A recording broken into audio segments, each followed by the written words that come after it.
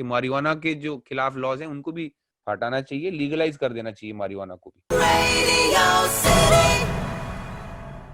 Hello and welcome. मैं हूं पराग छापेकर और इस समय आप देख ही रहे हैं मेरे साथ है रणवीर शोरी, जो कि कमाल के एक्टर हैं। मेरे बड़े पसंदीदा एक्टर्स हैं। रणवीर, आपका बहुत बहुत स्वागत है। Thank you Parag, thank you so much for having me. अब मतलब इस समय जब पूरे देश में एक अजीब सी चर्चा छिड़ी हुई है, ड्रग्स और बॉलीवुड ड्रग्स और ये और वो, आपकी सीरीज का जब मैंने ट्रेलर देखा, सबसे पहले मैंने कहा यार ये टाइमिंग मार्केटिंग की करेक्ट है या मतलब ये सिर्फ एक जिसको कहे इत्तेफाक है। बिल्कुल इत्तेफाक है, 100% ये इत्तेफाक है। ये सीरीज का इस वक्त जो आपके टॉपिक चल रहा है बॉलीवुड ड्रग्स, उससे बॉलीवुड से तो कोई लेना देना नहीं है, ड्रग्स से है, बिल्कुल है। ये सीरीज हमने 2019 में शुरू की थी एक्चुअली। ये शूट भी 2019 में हुई है, लेकिन अब लॉकडाउन के दौरान या पैंडेमिक के दौरान रिलीज हो रही है। कहानी इसकी बिल्कुल अलग है। इसका कुछ बॉलीवुड या ऐसे जो ऐसे इश्यूज से लेना देना नहीं है। कहानी ये एक पर्टिकुलर ड्रग की है, जो एक ऐसा ड्रग आता है जो आप कह लीजिए कि जो ड्रग्स मार्केट है, जो इलीगल और लीगल जो ड्रग्स मार्केट है, उसको कैसे डिसरप्ट करता है। और इसको लेकर ये जनरल प्रेमिस है उसका सीरीज का। और उसमें बहुत इंटरेस्टिंग जो कैरेक्टर्स हैं और एक थ्रिलर सीरीज है। और एक अरसे के बाद में मुझे एक थ्रिलर में मौका मिला है। और जो सीरीज के जो निर्देशक हैं निखिल राव, बहुत ही अच्छे एड फिल्म मेकर हैं। और इसमें भी सीरीज में उन्होंने बहुत कमाल का, आप कह सकते हैं, एक कहानी बुनी है। अनलाइक यू रणवीर, जब भी आपका कैरेक्टर स्क्रीन पे आता है बड़ा खौफ का माहौल हो जाता है कि ये क्या हो गया, ये कौन है। नहीं, देखिए, मैंने एक्चुअली करियर की शुरुआत मेरी कॉमेडी से हुई थी। मेरी जो इनिशियल सक्सेस आप कह लीजिए करियर में कॉमेडी में हुआ। बट हर आदमी के अलग अलग पहलू होते हैं। और मुझे भी मेरे अंदर भी एक ख्वाहिश, एक चाह हमेशा रही है ड्रामेटिक रोल्स करने की। तो वो पाने के लिए मुझे काफी पापड़ बेलने पड़े। तो वो सीधा आपको कोई देता नहीं, बिकॉज आप मेरी इनिशियल सक्सेस क्योंकि कॉमेडी के रोल्स में थी, तो मुझे जो निर्देशक या जो फिल्म मेकर्स थे वो हमेशा एज कॉमेडिक एक्टर ही देखते थे। तो उसमें मुझे आहिस्ता आहिस्ता छोटी छोटी ब्रेक्स करके, ऐसी फिल्में करके जहाँ थोड़ा कॉमेडी भी है, थोड़ा ड्रामा भी है, आहिस्ता आहिस्ता अपना कह सकते हैं थोड़ा जो एक रेज्यूमे बनाना पड़ा आहिस्ता आहिस्ता कर करके। और अब जाके मुझे पूरे के फुल फ्लेज ड्रामेटिक रोल्स भी मिलते हैं, जैसे सोन चिड़िया था, या अब जैसे ये है हाई है एमएक्स पर। तो इसमें फुल ब्लोन ड्रामेटिक रोल्स हैं। और इनको भी मैं बहुत एंजॉय करता हूँ, क्योंकि उनका एक अलग मजा है, अलग रस है, अलग ग्रामर भी है। तो यही है कि एक आई एम वेरी ग्रेटफुल कि ऑडियंस ने मुझे दोनों रूपों में एक्सेप्ट किया। नहीं तो बहुत बार होता है कि वो नहीं हो पाता है। सो आई एम वो वेरी ग्रेटफुल। एक पुराना शेर है कि मैं अकेला ही चला था जानी वे मंजिल को, मगर लोग मिलते गए, कारवां बदला गया। हाँ, बिल्कुल बिल्कुल। आपके जितने प्रयास रहे वो पब्लिक ने सर माथे पे लिए कि यार हम्म। ये एक्टर है, कुछ अलग करता है हमेशा। नहीं, ये अब मेरा मैं आभारी हूँ ऑडियंस का, जिन्होंने मुझे इतना स्नेह दिया है। और जो कि अभी आज तक मैं मुझे कितने साल हो गए, देख लीजिए, 15-20 साल से मैं काम कर रहा हूँ बिना किसी, आप कह लीजिए, गॉडफादर या कोई बड़ा प्रोडक्शन हाउस या कोई बड़े स्टार की छत्र छाया के बिना मैं सरवाइव कर रहा हूँ। ये सिर्फ ऑडियंस का प्यार और स्नेह ही है जो मुझे यहाँ तक लाया है। दूसरी एक और बात होती है, जब आप अपना, अगर आप एक कह लीजिए हीरो बनने अगर आप निकलते हैं, तो इट्स लाइक सेइंग कि आप ना अपना एक पोर्ट्रेट बनाना ड्राइंग शुरू करते हैं। तो उसमें बहुत जल्दी आप जो जो व्यूअर है उसको दिख जाता है कि ये क्या बना रहा है, क्योंकि आप सीधा पहले आंख बनाएंगे या नाक बनाएंगे या बाल बनाएंगे, आईब्रो बनाएंगे, तो वो चित्र बहुत जल्दी आ जाता है। लेकिन जब आप अपने करियर में एक लैंडस्केप बनाने निकलते हैं, तो उसको टाइम लगता है समझते समझते कि ये आदमी क्या बना रहा है। तो मेरा करियर लैंडस्केप जैसा हमेशा क्या मैंने बात कोशिश की है, क्योंकि मैंने एक रोल यहाँ पे छोटा कॉमेडी किया, एक यहाँ थोड़ा ये किया, एक थोड़ा वहां ये किया। अब जब मुझे 15-20 साल होने लगे हैं काम करते हुए, अब लोगों को समझ आ रहा है कि मैं अपने करियर से क्या चाहता था, कि मैं एक्चुअली लैंडस्केप ड्रॉ करने की कोशिश कर रहा हूँ, ना कि एक पोर्ट्रेट जो बहुत इजी हो, मतलब सिंपलर है बनाना। बड़ी सुंदर बात कही आपने। मतलब ये ये कमाई निश्चित तौर पर आपकी कि फिल्म अच्छी हो, बुरी हो, फ्लॉप हो जाए, हिट हो जाए, लेकिन ये विश्वास जरूर बना रहता है कि रणवीर अपना काम करेक्ट करेंगे, वो एक्टर को देखना सुखद रहेगा। Thank you Parag, thank you so much. अगर मैं सीरीज की बात करूं, हाय नाम है, तो रणवीर की जिंदगी में क्या हाय है बेसिकली? मेरे लिए अब इस फिलहाल तो दो चीजें हैं। पर्सनल फ्रंट पे जो मेरा हाई है वो डेफिनेटली है, मेरा बेटा अब 9 साल का हो गया है, और watching him grow, you know, watching उसको जवानी की ओर जाते हुए और अपनी जवानी ढलते हुए देखना, ये जो प्रकृति का जो ये मैजिक है, ये देखकर आई फील हाई।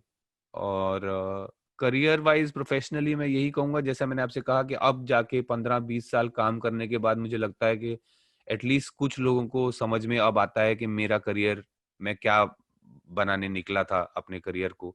अब जाके थोड़ा लगता है कि लोगों को समझ आना शुरू हुआ है, और that is a very satisfying feeling, कि कम से कम मैंने जो 15 साल मैंने धक्के खाए या पापड़ बेले, एटलीस्ट उसका कुछ रिवॉर्ड अब मुझे मिल रहा है।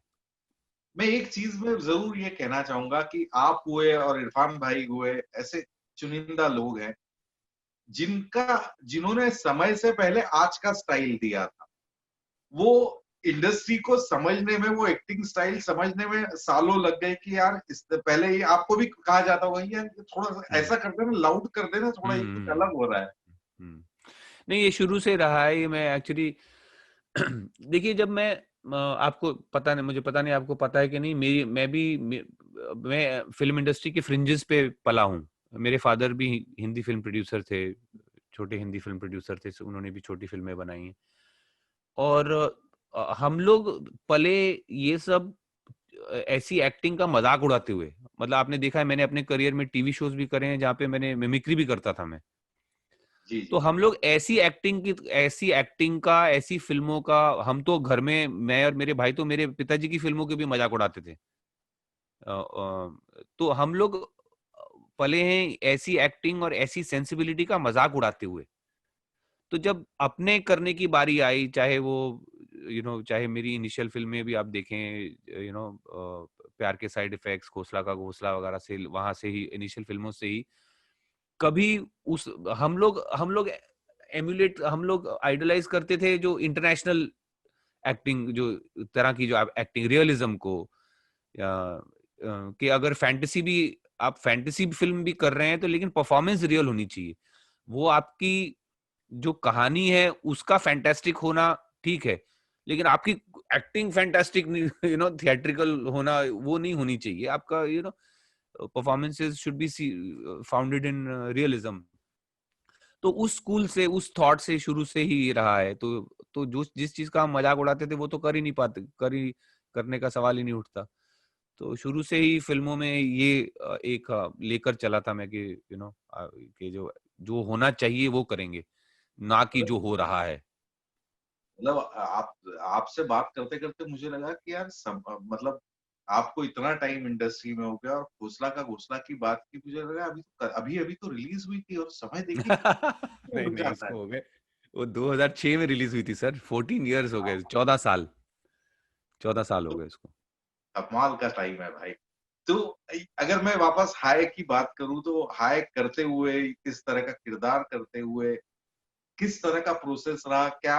अगर मैं यूएसपी की बात करूं तो क्या पब्लिक, जो आपके चाहने वाले जब देखने आएंगे, आपको देखेंगे, तो क्या उनको मिलने वाला है? नहीं, बहुत अलग ही किरदार है, मैंने ऐसा कैरेक्टर कभी नहीं किया है। अलग ही कैरेक्टर है, और इसका यूएसपी मैं यही कहूंगा, एक्शन। देखिए, हम जैसे एक्टर्स को अनफॉर्चुनेटली दो चीजों का मौका नहीं मिलता था, या नहीं मिला बॉलीवुड में। वो है एक्शन का, ढंग से एक्शन कर पाने का, और गाने गाने का। हाँ, गाना तो गा चुके हैं आप। एक ही फिल्म में, शायद एक ही फिल्म में। बट उसके प्रॉपर मौके अगर जब तक आपको नहीं मिले, तब तक आपका मास, आप कहते हैं ना मास ऑडियंस तक आपको नंबर्स नहीं मिलते आपको, ये जब तक ये दो चीजें ना मिले। तो हाई में मुझे डेफिनेटली एक्शन करने का मौका मिला है थोड़ा बहुत, और बहुत मजा आया वो करते हुए। और आई होप ऑडियंस को पसंद आए। जो एक थोड़ा कहते हैं ना, एक स्टाइलाइज्ड कुछ कोशिश की है कुछ क्रिएट करने की कैरेक्टर वाइज, और उसमें एक्शन करने का मौका मिला है। तो देखते हैं कैसा जाता है 7 अक्टूबर को। ऐसा कहते हैं कि हर किरदार कुछ ना कुछ दे के जाता है एक्टर को। तो बिल्कुल। क्या आपको क्या दे के गया है ये किरदार? मतलब सीज़न 2 अभी शुरू नहीं हुआ, इसलिए अभी पूछ रहा हूँ कि क्या दे के गया? नहीं, ये आपने बहुत बिल्कुल बहुत खूबसूरत बात कही है कि बतौर एक्टर हर कैरेक्टर आपको कुछ ना कुछ देके जाता है। जिस तरह आप हर कैरेक्टर को कुछ देते हैं, उस तरह हर कैरेक्टर आपको कुछ देके जाता है। और इसमें जो लकड़ा है, मेरे कैरेक्टर का नाम लकड़ा है, जैक्सन लकड़ा, और वो मुझे यही देके गया है कि दो चीजें। एक तो कि जो हम हमारे जो कहते हैं, हमारे अपने पर्सनल डीमंस जो होते हैं, वो हम डिक्टेट करते हैं हमारी लाइफ, हमारे एक्शंस। एंड अगर हम उसको अवेयर हो जाएं, तो वी कैन फाइंड रिडेम्पशन। सबसे बड़ी चीज लकड़ा के कैरेक्टर की मुझे ये अच्छी लगती है कि वो थ्रू द उसकी जर्नी जो है, उसमें आप देखते हैं कि ही उसके डीमंस, उसके अपने पर्सनल डीमंस आर अफेक्टिंग वो क्या करता है। लेकिन फाइनली जब वो ये रियलाइज कर लेता है, और उसमें और भी फैक्टर्स का हाथ है जब आप कहानी देखेंगे, जब उसको ये रियलाइजेशन होती है कि वो ये करता इसलिए है कि अपने पर्सनल डीमंस की वजह से ये करता है, तो देन ही फाइंड्स रिडेम्पशन। क्या तो ये मुझे सबसे खूबसूरत चीज इस कैरेक्टर की लगी है। क्या बात! मतलब ये प्रॉपर जिसको कहे प्रॉपर कैरेक्टर ग्राफ है जिसका रिडेम्पशन तक सारी चीज़ें डिज़ाइन्ड है। हाँ, हाँ, हाँ, आप देख बहुत जो जो इसके सीरीज के डायरेक्टर हैं, Nikhil Rao, he is a very very good director. He is a successful ad film maker, और ये उनकी पहला लॉन्ग फॉर्म अटेम्प्ट है उनका, आप कह सकते हैं डेब्यू है, लॉन्ग फॉर्म डेब्यू। और उन्हें बहुत दिल से और बहुत स्टाइल से एक कहानी बनाई है, जो आई एम श्योर लोगों को पसंद आएगी। ये तो बात रही सीरीज की रणवीर, मतलब जिस तरह की चर्चा है अभी इंडस्ट्री में और इंडस्ट्री के बारे में हो रही है, ड्रग्स और बॉलीवुड इस पे क्या कहना चाहिए? मतलब ये सवाल मतलब वैसे पूछा मतलब पूछना वो नहीं है, लेकिन ये बातें हो रही है कुछ लोगों की वजह से, मतलब लोग डरने लग गए कि यार बच्चों को बॉलीवुड में भेजना है, नहीं रुक जा भाई। हम्म। आई थिंक ये सब की वजह यही है, पराग जी, के लोगों में बहुत गुस्सा है सुशांत की मौत को लेकर। और सुशांत की मौत से ये बात निकली है जो कि कुछ लोग हैं जो अगर ड्रग्स यूज करते हैं बॉलीवुड में, जो कि सोसाइटी में हर वॉक ऑफ लाइफ में लोग यूज करते हैं ड्रग्स, ये तो फैक्ट है। लेकिन बॉलीवुड पे अभी स्कैनर इसलिए आया है बिकॉज बहुत गुस्सा है लोगों में सुशांत की मौत को लेकर। एक और बात मैं कहूंगा जो मैं समझता हूँ जो ठीक नहीं हो रही है, गलत हो रही है, वो ये है कि आजकल ज्यादातर जो न्यूज मीडिया है, वो अपने टॉपिक सोशल मीडिया हैशटैग से उठा रहा है, इंस्टेड ऑफ जो ओल्ड स्कूल जर्नलिज्म होता है कि आप सोसाइटी में जाकर इश्यूज देखें और उनके ऊपर फोकस लाएं। आजकल easy way out news media कर रहा है कि जो ट्विटर, जो सोशल मीडिया के हैशटैग्स हैं, उनको टॉपिक ऑफ न्यूज बनाया जा रहा है। उससे मैं समझता हूँ ये इस चीज को और बढ़ोतरी मिल रही है, ये विशेष साइकिल बन रहा है एक। क्योंकि जो सोशल मीडिया हैशटैग्स हैं, वो तो आपको पता है खरीदे जा सकते हैं, मैनिपुलेट होते हैं। सोशल मीडिया पे जो लोगों की जो जो एक वृत्ति है या जो बिहेवियर है, वो सोसाइटी का रिफ्लेक्शन नहीं है।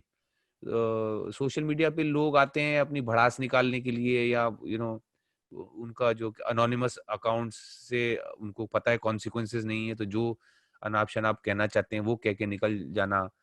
एक अकाउंटेबिलिटी नहीं है, एक रिस्पॉन्सिबिलिटी नहीं है। हमारी सोसाइटी वैसी नहीं है।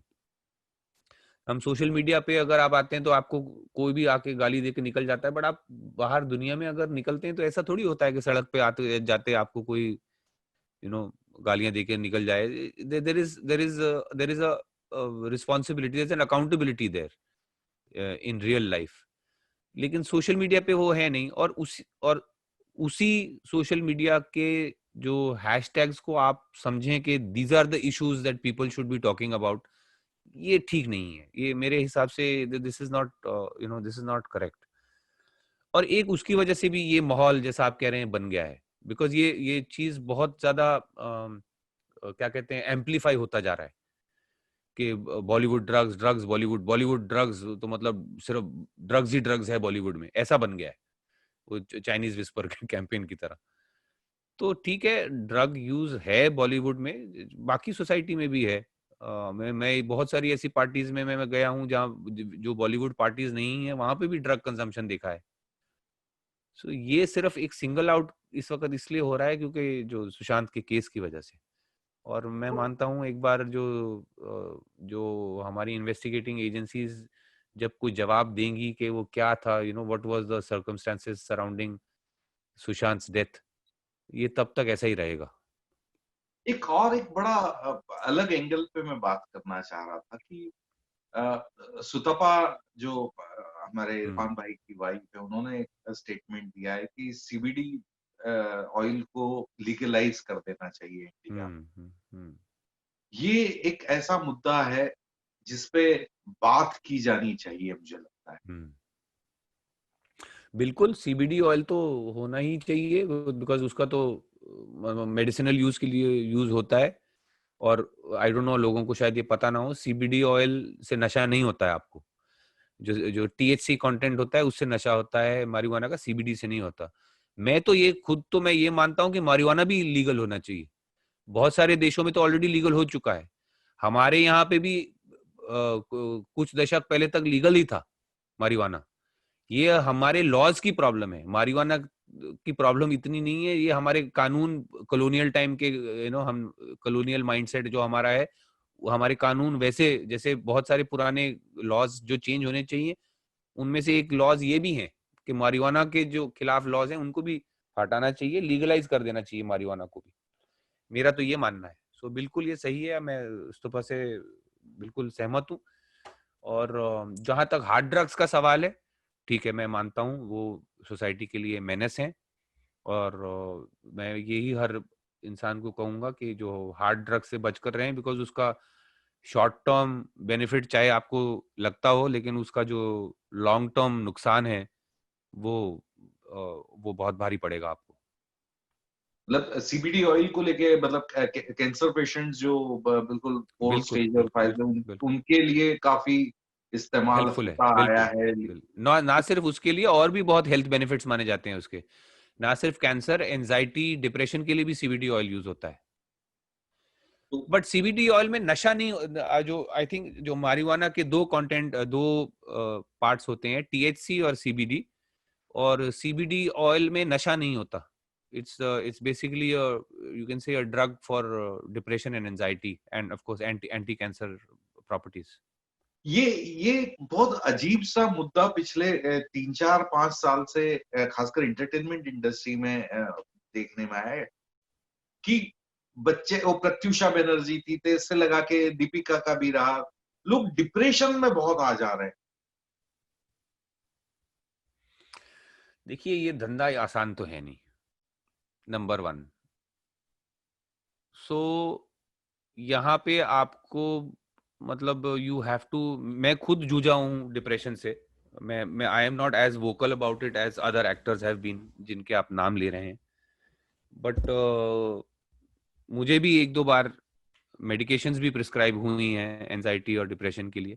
बट मैंने इनको कभी ज्यादा मतलब इनका ढोल नहीं बजाया मैंने, क्योंकि ये आपको अगर कोई मतलब पर्सनल एलिमेंट होती है तो उसका क्या मैं बात करूं कि मैं मुझे ये पर्सनल एलिमेंट है उसका, मैं पब्लिक में बोलने की जगह you have to find your own way, you know, you have way to हाँ, मुझे टैकल फ्लू इट। हुआ है, मुझे डिप्रेशन हुआ है, one and the same thing. हाँ, सो मतलब उसका आप सडनली यू नो उसका ढोल बजाना मुझे नहीं, लोगों को लगता होगा कि yes they should talk about, we should talk about it and you know taboo है ये वो।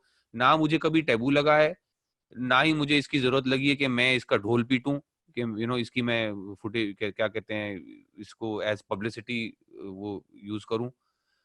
सो मेरा यही है कि इट्स अ पर्सनल एलिमेंट, आप उसको पर्सनली डील करते हैं, आप डॉक्टर के पास जाते हैं और खुद आप जैसे खुद असेस करते हैं जब आपको फ्लू होता है कि मैंने कितनी देर दवाई खानी है और किसके बाद मैंने छोड़ देनी है।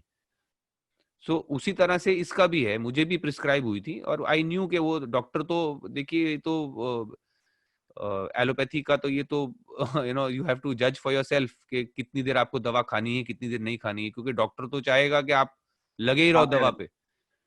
तो आपको you have to have the wisdom to know कि एक पॉइंट तक इसकी हेल्प मुझे लेनी है, उसके बाद मुझे होलिस्टिक अप्रोच रखना है अपनी हेल्थ के लिए। तो योगा मेडिटेशन ये चीजें इंट्रोड्यूस करिए। मैं बहुत बहुत मानता हूँ इस चीज को, मैं मानता हूँ कि योगा के बारे में ज्यादा बात करो डिप्रेशन की जगह, कि योगा करो। ठीक है आपको थोड़ी देर दवाई खानी पड़ती है अगर एंजाइटी डिप्रेशन के लिए खाओ, लेकिन इन द लॉन्ग टर्म आप सिर्फ दवाइयों से नहीं डील कर पाओगे, they will create new problems for you और they will might compound your problems. So मुझे भी प्रिस्क्राइब हुई थी but I took them for some time and I slowly slowly, हर बीमारी को जैसे आदमी खुद फाइट करता है, फाइट करके you come out of it. तो जहां तक आपका ये सवाल था कि लोगों को डिप्रेशन बहुत हो रहा है, ये ठीक है, ये बिजनेस इमोशनली है, डिफिकल्ट है, लेकिन you have to be stronger. उसमें आप सब्सटेंस अब्यूज करके यू नो आप चाहे वो लीगल या इलीगल जो भी हो, चाहे वो डॉक्टर देता हो या आप पेडलर से खरीदते हो, उस सब्सटेंस की हेल्प लेकर आप जिंदगी नहीं निकाल पाएंगे यहाँ पे। तो आपको खुद यू नो अपना अपना you have to be stronger emotionally and physically, you have to deal with it yourself. बहुत सुंदर बात कही है। मैं उम्मीद करता हूँ कि आपकी बात यंगस्टर जो इससे जूझ रहे हैं या आई जो होप सुन सो, रहे हैं वो मुश्किल था। समझे। तो रणवीर, ये अभी सीरीज अभी शुरू हो जाएगी, लेकिन इसके अलावा हम आपको किस किस चीजों में देख पाएंगे, किन कौन कौन से प्रोजेक्ट रिसेंट लगे हुए हैं? पराग जी, इस वक्त आप इस पिछले 6-7 महीने में शायद आपने मुझे 3-4 प्रोजेक्ट्स में यू नो हर 1-2 महीने में शायद देखा होगा। वो इसलिए था क्योंकि 2018 और 19 में मैंने जो जो चीजें शूट की थी वो इत्तेफाक से सब ये पिछले 6 महीने में आई थिंक, क्योंकि इस वक्त लॉकडाउन में कंटेंट, कंज्यूम हो गई है। हाँ हाँ, बिकॉज वो इस वक्त कंटेंट का डिमांड ज्यादा था ना, इसलिए सब कुछ रिलीज हो गया ऑलरेडी।